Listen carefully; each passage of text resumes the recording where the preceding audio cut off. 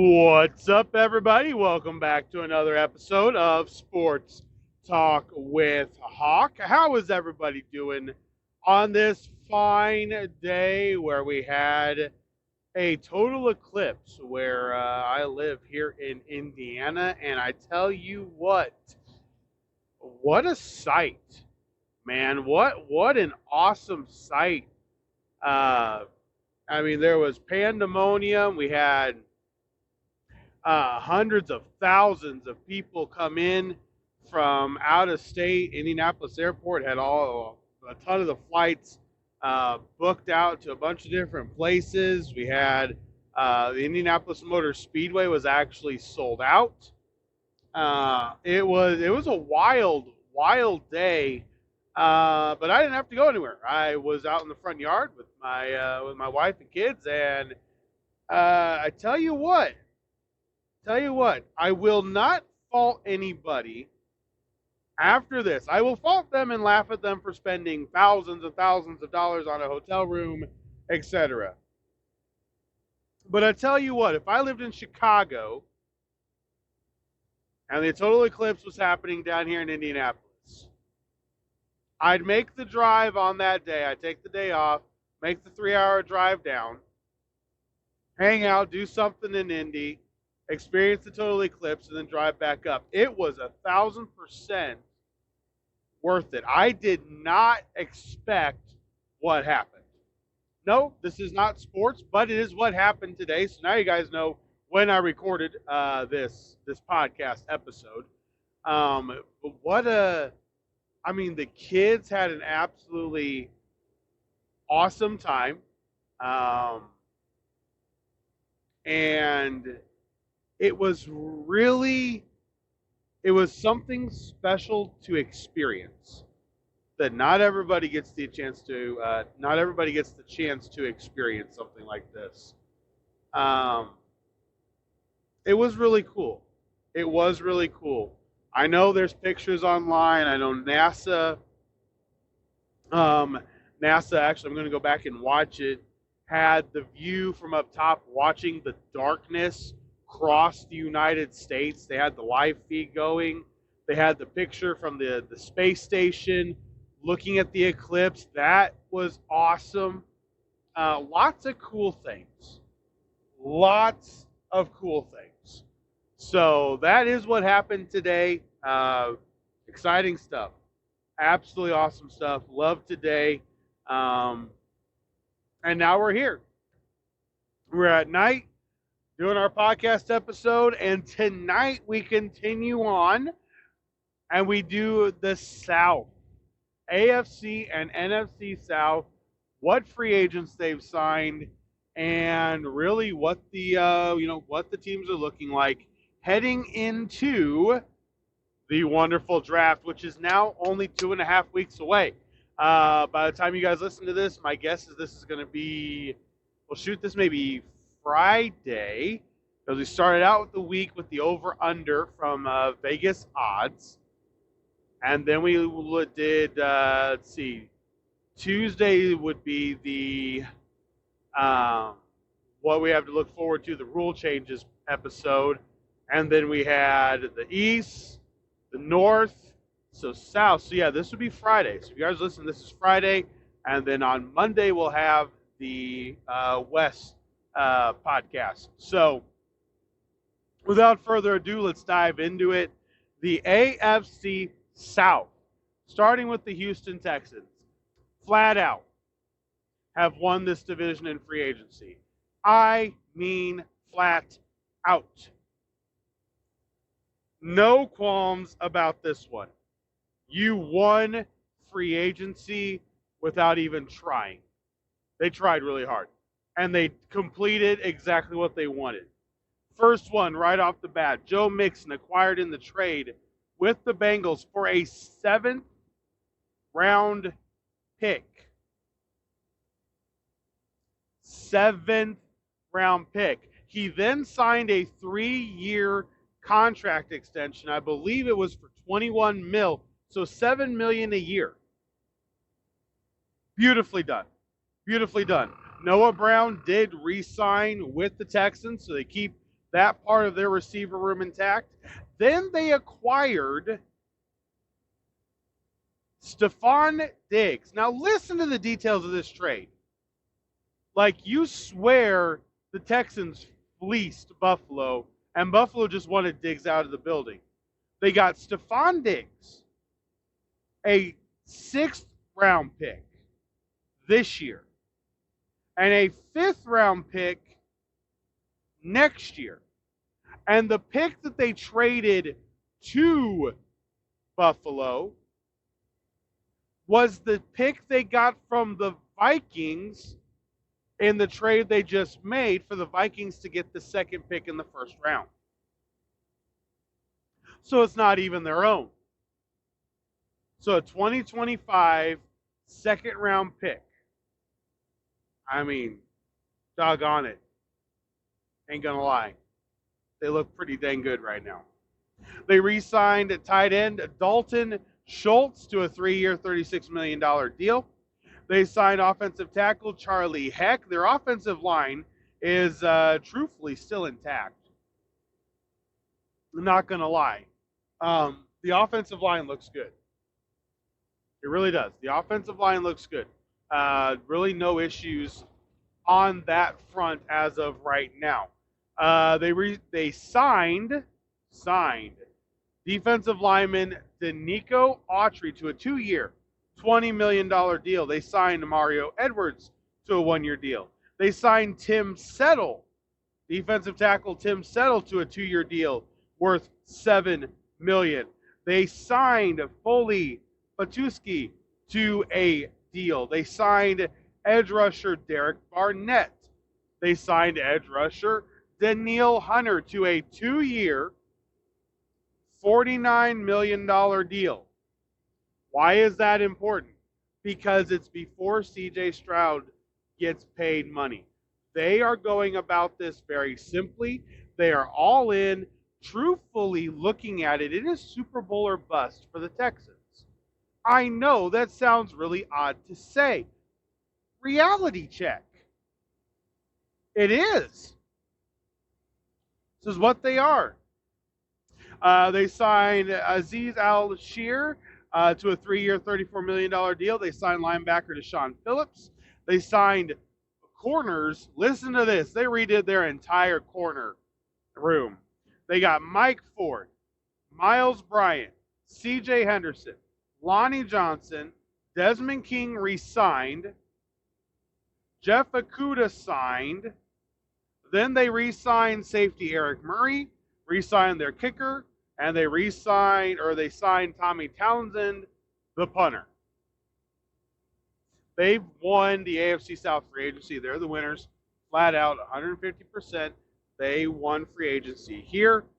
We'll talk about who won free agency overall probably next week, in an episode next week.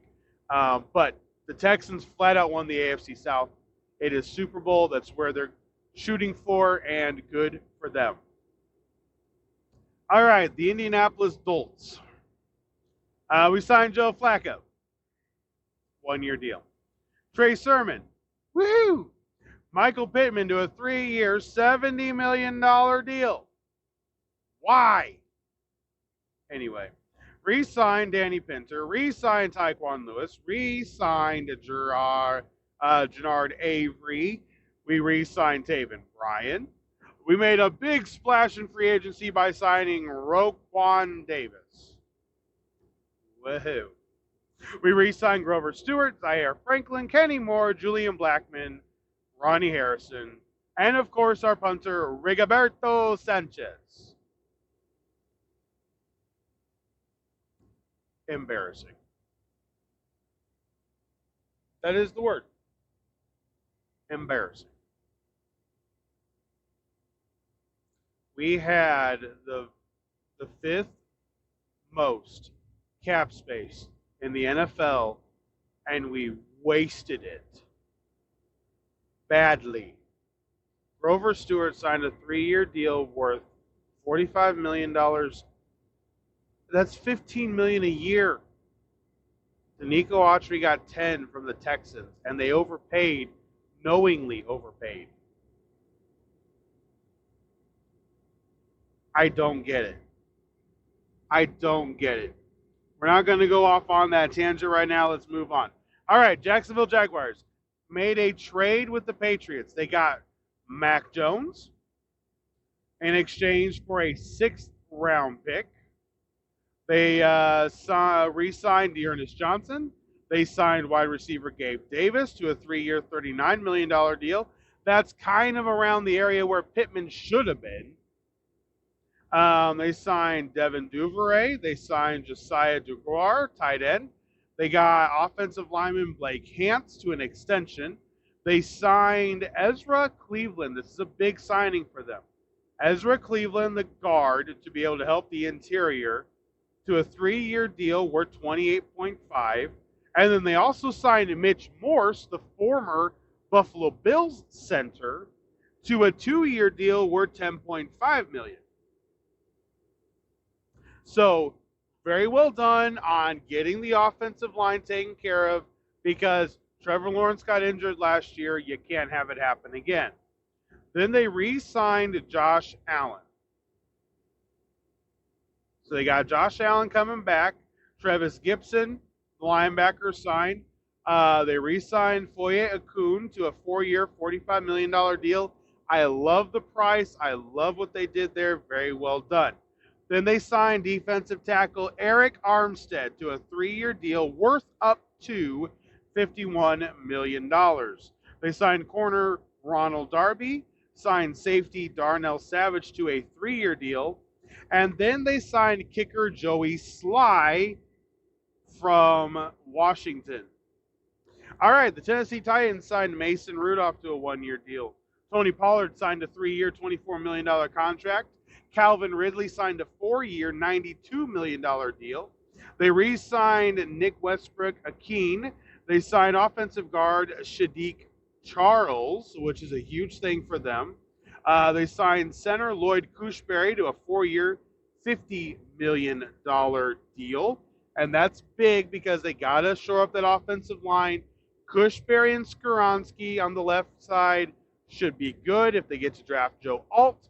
The left side of the line of scrimmage will be taken care of, and that is huge. They signed defensive tackle Sebastian Joseph Day. They signed linebacker Kenneth Murray to a 2-year deal, $15.5 million. They signed Chidobe Awuzie to a 3-year, $36 million deal. And then they got L'Jarius Sneed in a trade with the Chiefs. Now listen to this. In exchange for a 2025 third-round pick and a swap of 2024 seventh-round picks. Sneed then agreed to a 4-year, $76.4 million deal as well. Nick Folk signed a 1-year deal. And then Morgan Cox, the long snapper, also signed. There's a long snapper once again. He also signed a deal. So the loser in the AFC South straight up is the Colts. The Dolts have done, yes, the Dolts. Right now, there's everything in the rumor mill that says that Ballard is going to trade back. There's nothing that we see as Colts fans that says, hey, we're really going to have a pretty good year right now. Or, hey, this team is all in to be able to win. Or, hey, this team is actually going to be able to compete.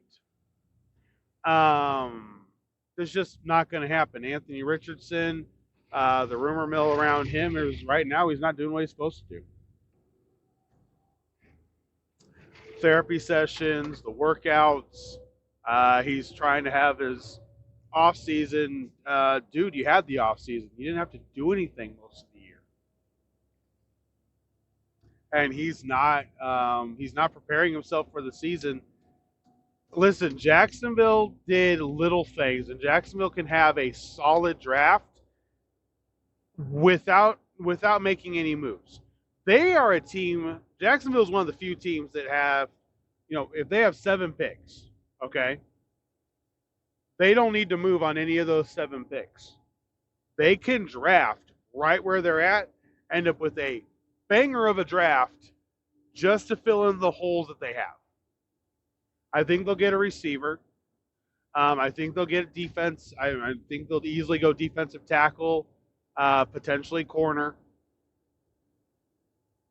But Jacksonville doesn't have holes. It's going to be on Doug Peterson to start getting the potential and the skill out of the team that the team has. So I like what Jacksonville does. I really like Jacksonville.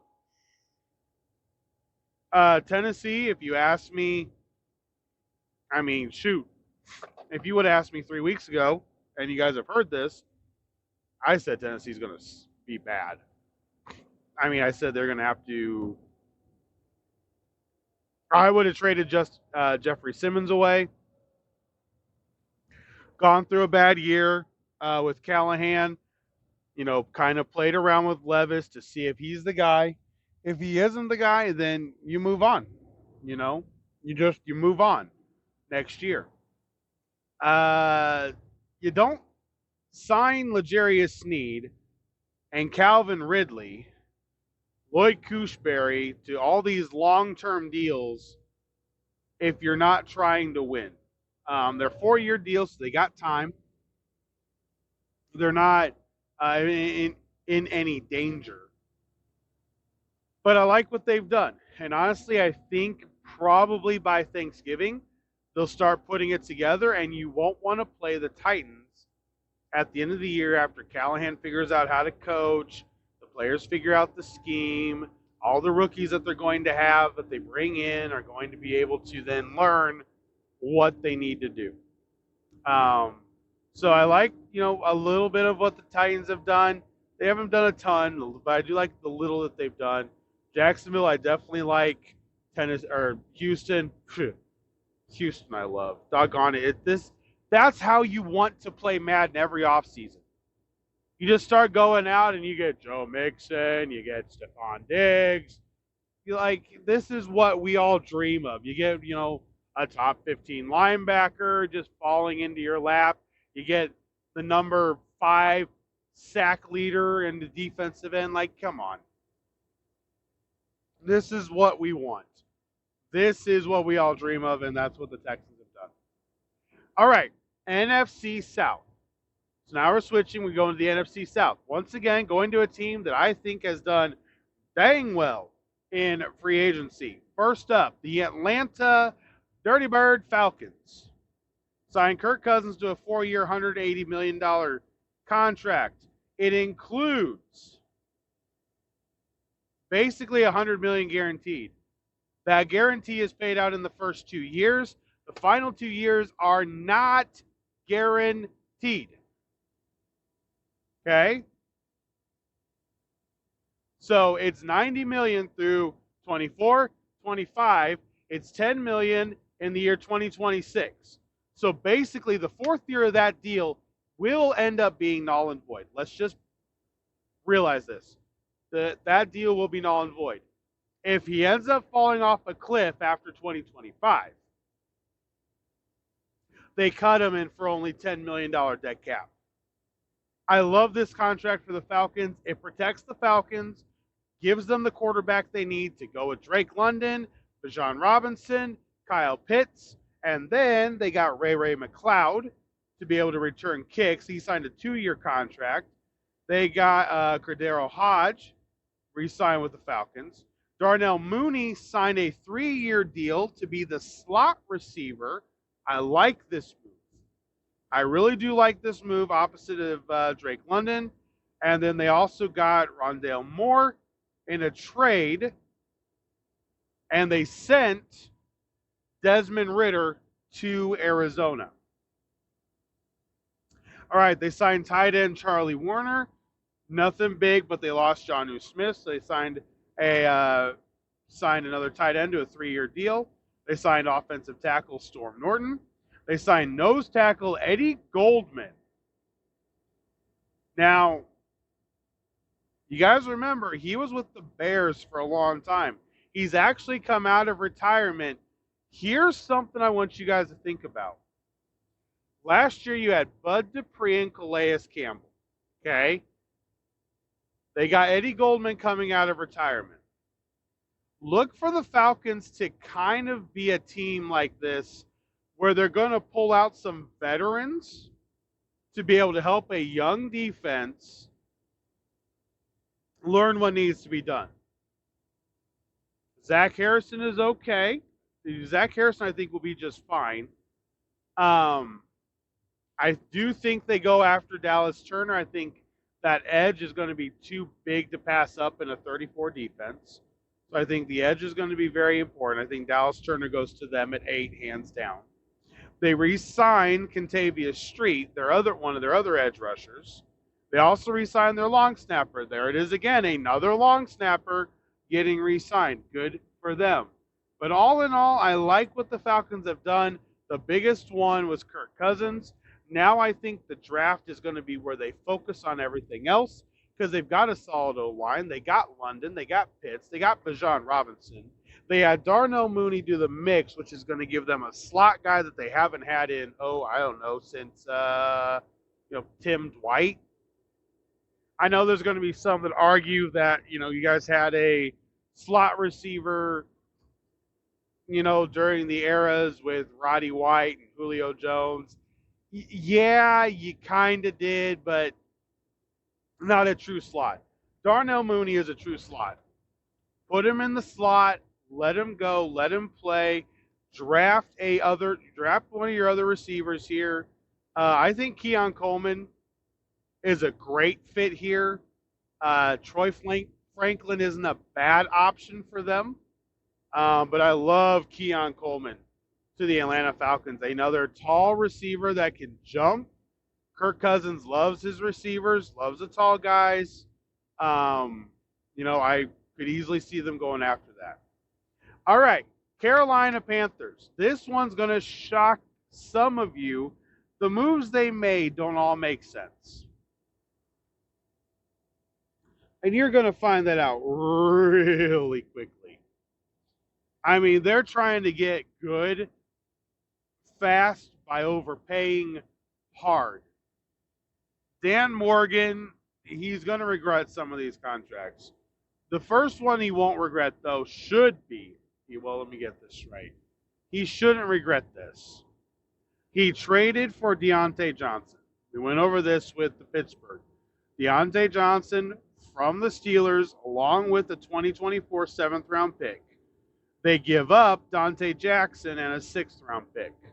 So they swap a 7th. They gave up a 6th. They still have a draft pick. They didn't lose a draft pick. They still have a draft pick. But they get a receiver to go with Adam Thielen. And honestly, it's needed. You needed it because you traded DJ Moore out of the building. So you need somebody to be able to come there and really just play the receiver position. He's definitely a diva. I don't know how he's going to do, but you know what? He might as well take a flyer on him. All right, they also signed free agent receiver David Moore. Then they signed offensive tackle Josh Neiman to a 2-year, $8 million deal. Smart move. Then this one. They signed offensive guard Robert Hunt from the Miami Dolphins to a 5-year, $100 million deal. 5-year, $100 million deal. This will be one that we shake our heads at potentially in a year and a half. Then they also signed offensive guard Damian Lewis to a 4-year, $53 million deal. That's a little bit better. Then they went defense. They signed Ashawn Robinson, 3-year deal, $22.5. They signed edge rusher Clavion Chasen, 1-year deal. They signed Jadeveon Clowney to a 2-year deal, $20 million. They signed edge rusher DJ Wanham to a 2-year, $14.5. They signed the linebacker from the Broncos, Josie Jewell, 3-year deal, $22.75. They re-signed Troy Hill. They signed Dane Jackson to a 2-year deal worth $14.5. They re-signed Sam Franklin, and then they signed Jordan Fuller to a 1-year deal worth $5.25. They signed safety Nick Scott, and here it is again. They re-signed their long snapper, J.J. Jansen. All in all, if you're trying to build a team to be able to eventually play with a little bit of leadership in it, and with built-in leadership, not bad. Not bad. It's not about that. The size of these contracts is really, really high. 5-year deals, 4-year deals. What are you doing?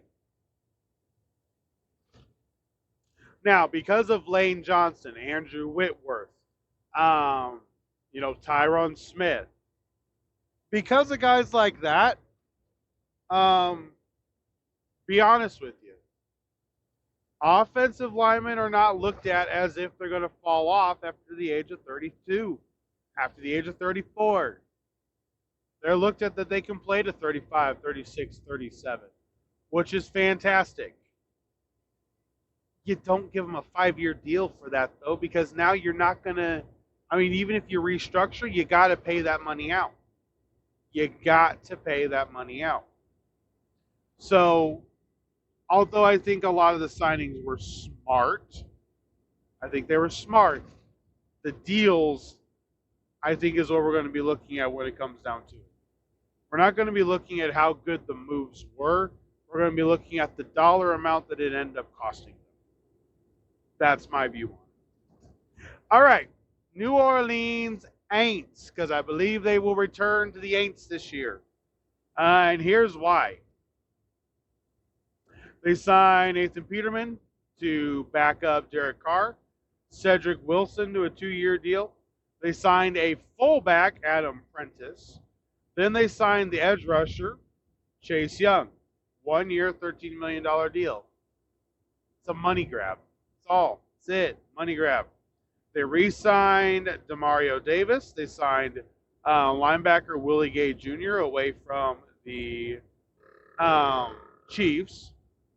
They signed linebacker Kadil Hudson. They signed safety Jonathan Abram. And they re-signed the Honey Badger to a very interesting deal. A very interesting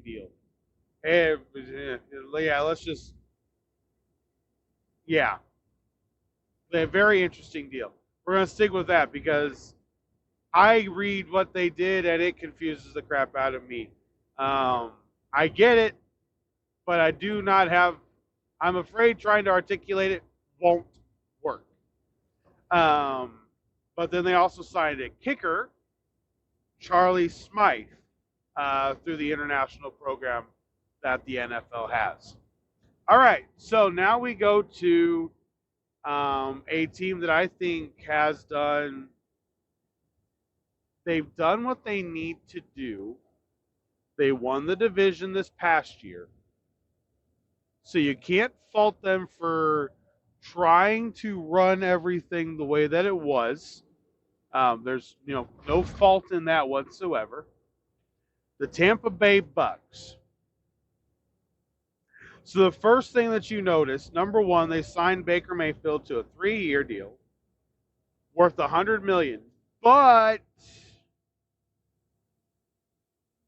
it's only $30 million fully guaranteed, and it's all in year number 1. Okay? You do have more guarantees behind it. You got $10 million guaranteed in year 2 and $10 million injury bonus as well. So He does technically have between 40 and 50 million guaranteed, but I like the deal for the Bucks. I really do. I like the deal for the Bucks. I knew they were going to have to pay him. He fits in Tampa Bay. He fits with Todd Bowles. See where it runs. Their backup QB is now John Wolford, who re-signed with the team. They re-signed Chase Edmonds.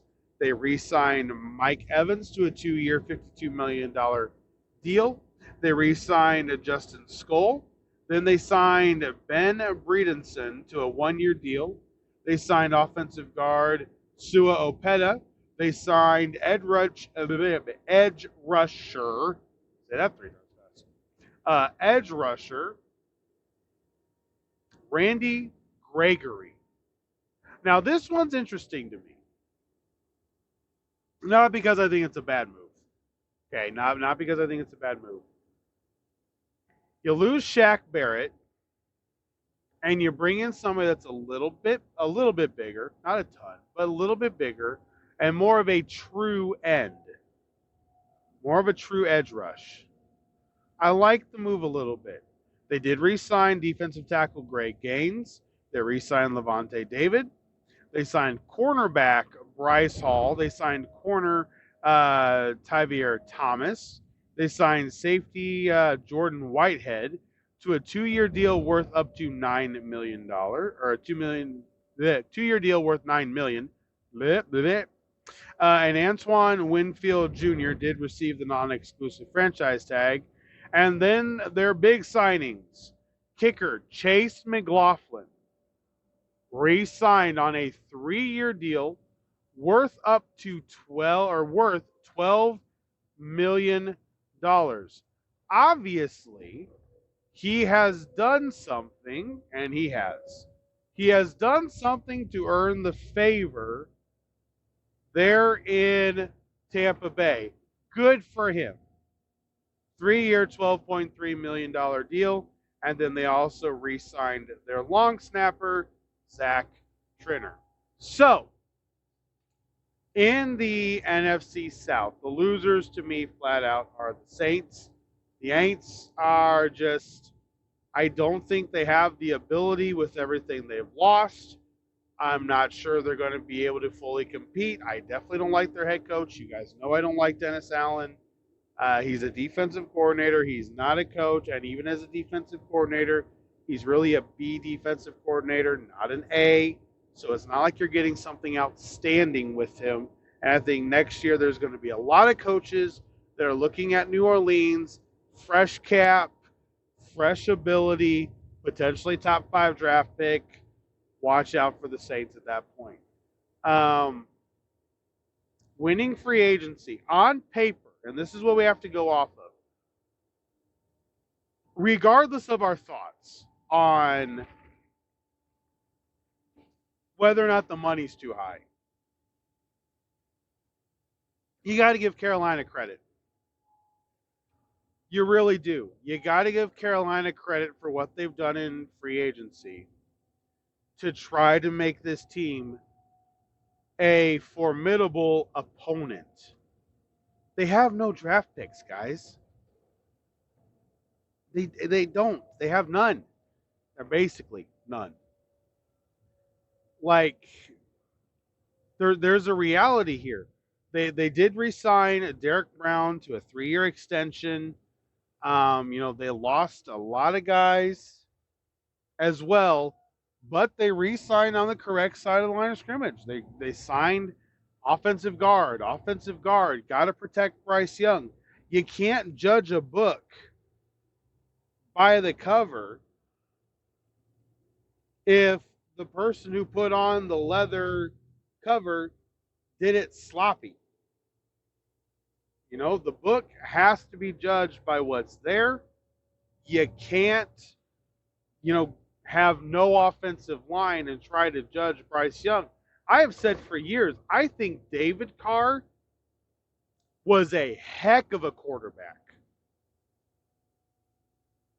Going through what he went through in Houston, the sacks, the beatings, and everything else that he took down there, They never fixed the offensive line. And he paid for it. I got to give Carolina credit. The new coaching staff, the new GM, Dave Canales and Dan Morgan, looked and said, we can't judge him fairly unless we have a line in front of him and he's got weapons. Well, he's got Adam Thielen and Deontay Johnson. I still don't like the running backs. Running backs, number one, there's dead money if you cut them. Number two, they just are not that good. They may be one of the teams that drafts a running back in the draft. I don't think there's going to be a ton as far as like potentially late second, early third round, but I think the Panthers could be one. Make sure they get a guy that they want because they need help in that area. The Bucks, I love what they've done. You know, they're a little bit more strapped. They took care of their own, which is fine. They got some big contracts that are going to be expiring at the end of this year. So it's not horrible. But I got to give the nod. The Panthers probably had the best free agency in the NFC South, and the Aints easily had the worst. All right. So let me see. What are we at here for time? Hey, not bad. Excellent. Excellent. Right about almost 37 minutes. Beautiful. Okay. So final thought to close this out. Let's do this. The hot stove is ramping up about what's going to happen in the NFL draft. The hardest part about being able to report on anything is that every team is now playing the game. Who am I hot on? Who am I not? What could be wrong with this quarterback? What's not?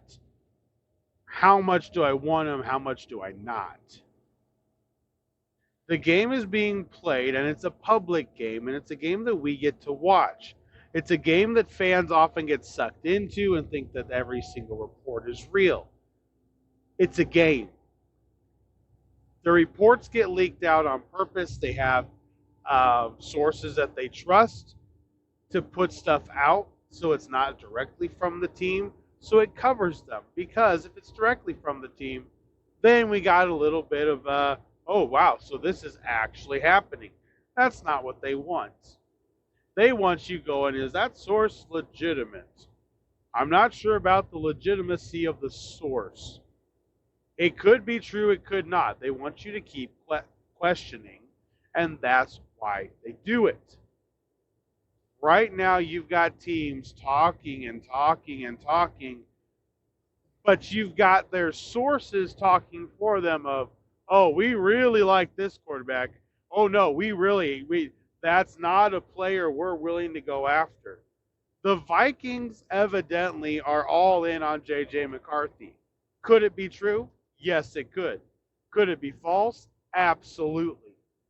I know that J.J. McCarthy will probably be the fourth pick as far as the quarterbacks, will be the fourth quarterback taken. I think Bo Nix is better than him hands down as far as experience, being able to win. J.J. McCarthy does have a higher ceiling, but I think his floor is a lot lower because he wasn't asked to be a quarterback at Michigan. He didn't have to win games. He didn't have to be the guy where it was only him and him alone because he had no running game. The running game wasn't an option, and he had to be able to go win. So, as of right now,